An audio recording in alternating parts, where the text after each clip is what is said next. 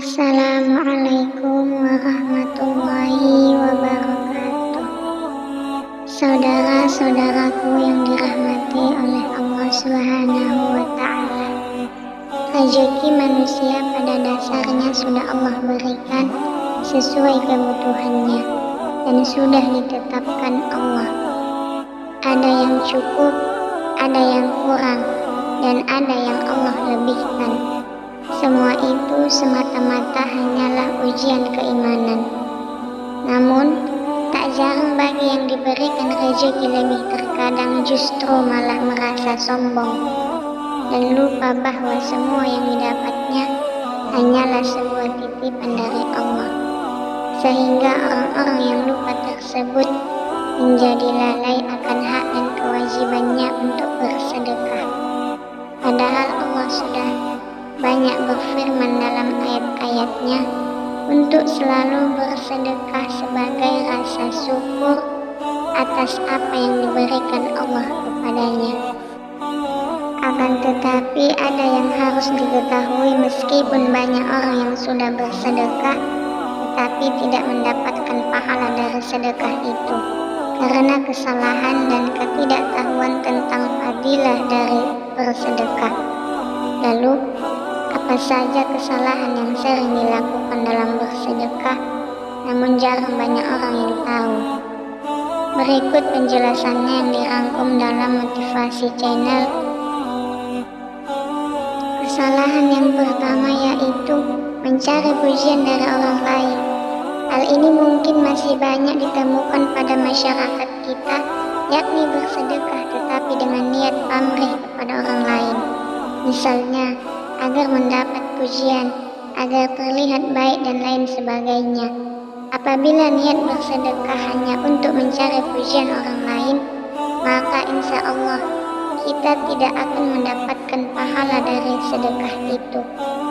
Kesalahan yang kedua, menunda sedekah. Nikmat sehat dan kelapangan rezeki merupakan salah satu nikmat yang seringkali kita lalaikan.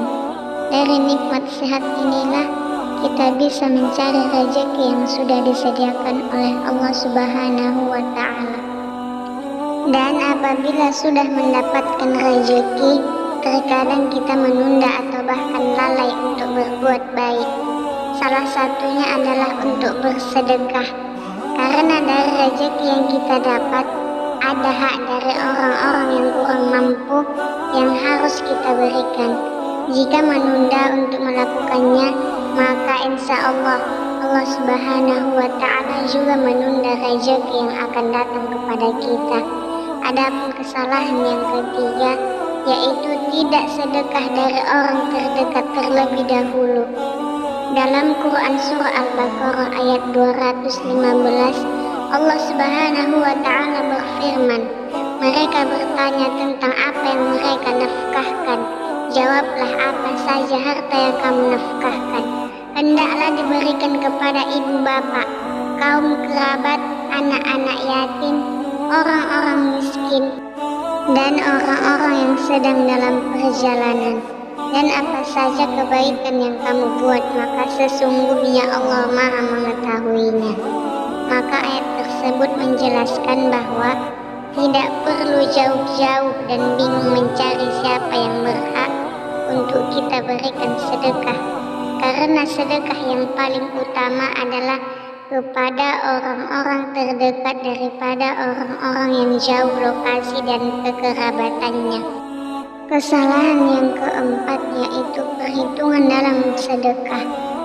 Saat kita bersedekah, hendaknya tidak perlu dihitung-hitung sampai meresahkan hati.